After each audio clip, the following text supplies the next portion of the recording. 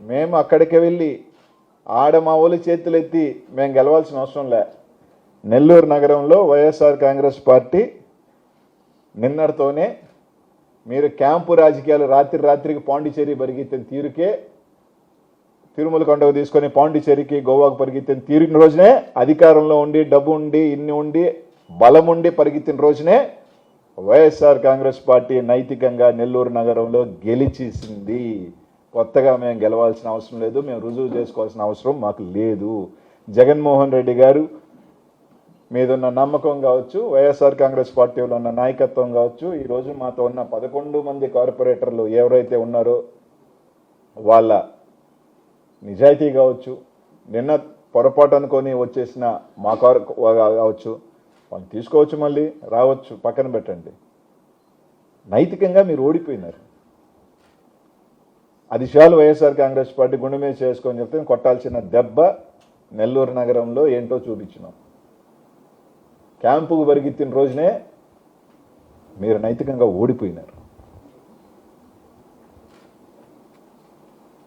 పోలీసులు ఈరోజు చెప్తా ఉన్నా, నేను సవాల్ చెప్తా ఉన్నా, పోలీసుని అడ్డు పెట్టుకొని పోలీసుని వదిలేసి ఈరోజు రియాజ్ వాళ్ళ మామని వాకాడ్లోంచి తీసుకొచ్చినారు. వాళ్ళ మామని రామ్కుమార్ రెడ్డి అన్న కూడా వాకాడ్ పోలీస్ స్టేషన్లో కంప్లైంట్ ఇచ్చాడు. పోలీసులను అడ్డు పెట్టుకుని ఒక పక్క రౌడీలను అడ్డు పెట్టుకుంటూ ఉంటారు, గంజాయి. ఒక పక్క చంద్రబాబు నాయుడు గారు ఏం చెప్తా ఉన్నారు, నెల్లూరుకి ఏమైపోయింది, ప్రశాంతంగా ఉన్న నెల్లూరు ఏమైపోయింది, ఇట్లాంటి వాళ్ళని పెడితే ఇలాగే అయిపోయింది. రౌడీయిజం అయిపోయింది, గంజాయిజం అయిపోయింది, కార్పొరేట్ డెలివరీ పోలీసులు గంజాయి వదిలేసి ఏం చేస్తున్నారు, వైసీపీ వాళ్ళు ఎవరి మీద ఉన్నారు రౌడీ షీట్లు పెడదాం, వైసీపీ వాళ్ళు ఎవరి మీద ఉన్నారు కేసులు పెడదాం, వైసీపీ వాళ్ళు ఎవరున్నారు ఇబ్బందులు పెడదాం, వైసీపీ నాయకులు ఎంతమందిని జైల్లో పెడదాం, మేము సునకానందం పొందుదాం. ఈ పనిలో తప్ప గంజాయి పట్టుకునే వాళ్ళని ఈయన పనులు ఎక్కడున్నారు? కంప్లైంట్ ఇచ్చిన వెంటనే సిఐ తాడేపల్లికి పోయి నిందితుడిని పట్టుకున్నాడంట. ఏడైనా 5 పోలీస్ స్టేషన్లో మీరు కంప్లైంట్ ఇస్తే హుటాహుటిన ఏడున్నాడు రైడ్, బెంగళూరులో ఉన్నాడా, ఢిల్లీలో ఉన్నాడా, ట్రైన్ ఎక్కే సినిమా ఏడని చూశారబ్బా? నెల్లూరులోనే చూస్తున్నాం. నారాయణ గారు విద్యా వ్యవస్థలోంచి వచ్చావు, ఉపాధ్యాయుడిగా వచ్చావు, వ్యవస్థను పెట్టావు. 8 నెలలు ఇంత దిగజారి ఎంతెంత రాత్రి నుంచి అయితే 40 lakhs, మొన్న 25 లక్షలు ఉండింది, స్టేక్ పెరిగింది, ఇప్పుడు 40 lakhs, 5 కోట్ల వర్కులు అంటున్నారు, 10 కోట్ల వర్కులు అంటున్నారు. మీకు ఏం కావాలంటున్నారు? కారెక్కండి. ఇంత డబ్బు 8 నెలలకి ఒక గిరిజనుల్ని మా పార్టీలో లేకపోయి ఉండొచ్చు. ఎందుకు చెప్తున్నానంటే ఈ మాట, అగ్రవర్ణాలకి, బీసీల్లో కొన్ని కులాలకి ఎమ్మెల్యేల అవకాశాలు వస్తాయి. మన జిల్లాలో ఎస్సీ సామాజిక వర్గానికి సంబంధించిన ఎమ్మెల్యేల అవకాశాలు ఉన్నాయి. కానీ ఎస్టీకి సంబంధించి మనకి ఎప్పుడో గాంధీ పెద్ద పదవులు రావు, ఎమ్మెల్యేలు రావు, ఇటుపక్క ఎంపీలు రావు. ఎప్పుడో ఒక మేయర్ వస్తుంది, ఎప్పుడో ఒక జిల్లా పరిషత్ చైర్మన్ వస్తుంది. మేయర్కి ఎన్ని సంవత్సరాలకు వస్తుందో. ఎందుకు చెప్తున్నాను అంటే ఈరోజు ఇది నాకు 2 ఎస్టీ కార్పొరేటర్లు 2014లో ఆ రోజు అధికారంలో లేకపోయినా మాతో ఉన్నారు. అదే ఎస్టీ కార్పొరేటర్ 2019లో గెలిస్తే నేను జగన్మోహన్ రెడ్డి గారి దగ్గరికి వెళ్ళి వాళ్ళకి ఒక అవకాశం ఇద్దామని అంటే జగన్మోహన్ రెడ్డి గారు ఒక మాట అన్నారు, నెల్లూరులో యానాదులు చాలా పెద్ద సంఖ్యలో ఉన్నారు, మనం యానాది ఈ కులానికి సంబంధించి వాళ్ళకి అవకాశం ఇస్తే చాలా బాగుంటుంది అని. ఆ రోజు జగన్మోహన్ రెడ్డి గారికి మాట కట్టుబడి మాతో ఉన్న కార్పొరేటర్లను కూడా ఉన్నా లేదు, మనం ఆ వర్గానికి మనకి ఇస్తే బాగుంటుందని చెప్పి ఆ రోజు ఒక వ్యక్తిని చేయడం జరిగింది. ఈరోజు పార్టీ లేదన్నా కానీ ఈరోజు ఉండొచ్చు, పోవచ్చు, ఇంకొకరు ఈ పార్టీలో ఉండొచ్చు, ఆ పార్టీలో ఉండొచ్చు రాజకీయాలు. కానీ రాజకీయ వ్యవస్థలో ఒకరిని ఎదిగే అవకాశం వచ్చినప్పుడు 5 సంవత్సరాలు కూడా వాళ్ళని ఆ వర్గాన్ని కూర్చోబెట్టనీయకుండా 8 నెలల్లో మీరు అధికారంలో ఉన్నారు, మేయర్ కూర్చుంటే ఏముంది, దించితే మీకు ఏముంది, దానివల్ల నష్టమేముంది? ఆ సామాజిక వర్గానికి ఒక అవకాశం వచ్చింది, 5 సంవత్సరాలు ఉంచి వాళ్ళు కూడా 5 సంవత్సరాలు మాకు కూడా ఒక రాజ్యాధికారం వచ్చింది అని చెప్పుకునే అవకాశాన్ని మీరు ఎందుకు తీసుకుంటున్నారు? 8 నెలల వల్ల మీకు ఏమొస్తుంది?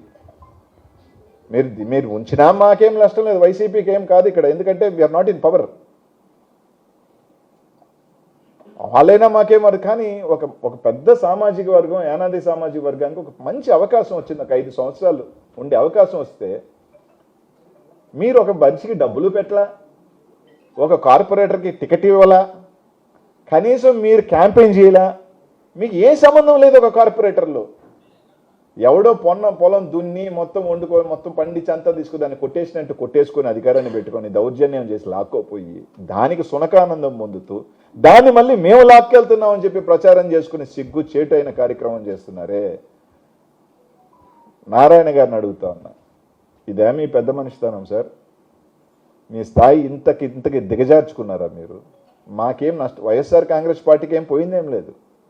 ఇక్కడ మేము గెలిచినా ఒకటే, లేకపోయినా ఒకటే, మాకు నంబర్స్ లేవు. కానీ నెల్లూరు నగరంలో మీరు దిగజారిపోయినారు. మీ క్యారెక్టర్ మొత్తానికి నష్టపోతుంది ఎవరంటే ఇద్దరే, ఆర్థికంగాను పాపం డబ్బులు తీసి ఖర్చు పెట్టిన దానికిను, వీళ్ళు పెద్ద మనుషులు అనుకున్నామే అని చెప్పి బజారు పడిన వాళ్ళు. కుర్రోళ్ళందరూ నాకు తెలిసి ఎంతో కొంత ప్యాకేజో రకరకాలు అసలు వాళ్ళు మెయిన్ వాళ్ళు ముట్టుకుంది. దళారు వ్యవస్థ ఉంది, మళ్ళీ మేమున్నాం మేమే సెట్ చేస్తాం. ఆ దళారు వ్యవస్థ బాగానే ఉంది, పుష్కలంగా ముట్టిందంట, వాళ్ళకి ముట్టిందంట, పాపం వాళ్ళకి బొక్క పేరు బొక్క. కాబట్టి ఒకటేమైతే మేము చెప్తా ఉన్నాం, మా 11 మంది ఉన్నారు, ఇక్కడే ఉన్నారు. మా కామాక్షి అమ్మ ఇంటికి కూడా పొద్దున్న నుంచి పాపం ఫోన్ మీద ఫోన్లు నానా. అసలు అన్నిటికన్నా దారుణమైనది ఏంటంటే, ఇది నారాయణ గారికి చెప్తా ఉన్నాను, పోలీస్ వ్యవస్థకి చెప్తా ఉన్నాను, చంద్రబాబు నాయుడు గారు కూడా చెప్తా ఉన్నాను సార్. ఇది చంద్రబాబు నాయుడు గారు నెల్లూరుకి ఏమైపోయింది బాధపడిపోతా ఉన్నాడు. రాజకీయాలలో ఇప్పుడు ఉన్నారు, కార్పొరేటర్ దాని జరుగుతుంది. ఇంట్లో వాళ్ళు ఏం చేశారు సార్? మీ భార్య మీద గంజాయి కేసు పెడతాం, నీ కూతురు మీద గంజాయి కేసు పెడతాం. అంటే ఇప్పుడు గంజాయి సీజన్ కదా నెల్లూరులో, సీజన్ ఇప్పుడు గంజాయి సూపర్ హిట్ ఏది నడుస్తుందంటే కేజీఎఫ్ లాగా గంజాయి నడుస్తుంది. ఎవరైనా పట్టండి, గంజాయి కేసు, మీ భార్య మీద గంజాయి కేసు పెడతాం, నీ బిడ్డ మీద గంజాయి వేస్తాం. అంటే పుట్టిన బిడ్డలు ఏం చేసినారా? మీరు ఏం చేసినారా ఆ కుటుంబానికి? మీరు టికెట్ ఇచ్చారా? మీరు డబ్బులు ఖర్చు పెట్టారా? ఏమి ఇచ్చారు? వాళ్ళ కుటుంబంలో గంజాయి ఎంత దిగజారి మాట్లాడుతున్నారంటేనే మీరెంత స్థాయికి దిగజారిపోయారో ఇంతకన్నా మేము చెప్పదలుచుకోలేదు. ఒకటైతే చెప్తా ఉన్నాం, నైతికంగా ఈరోజు మేము గెలిచాం నెల్లూరు నగరంలో, హ్యాపీగా ఉన్నాం. మేయర్ గెలుస్తుందా దించుతుందా మాకు నోవేర్ కన్సర్న్డ్. మా పార్టీ కాదు ఆమె, యాజ్ అన్ అపోజిషన్ పార్టీ మేము వెళ్ళాలనుకుంటే వెళ్తాం, నిరసన తెలిపాలంటే తెలుపుతాం, వస్తాం, అది వేరే సంబంధం. మా పార్టీలోకి రావాలనుకుంటే రాజకీయాలలో ఇప్పుడు ఉన్నారు, కార్పొరేటర్ దాని జరుగుతుంది. ఇంట్లో వాళ్ళు ఏం చేశారు సార్?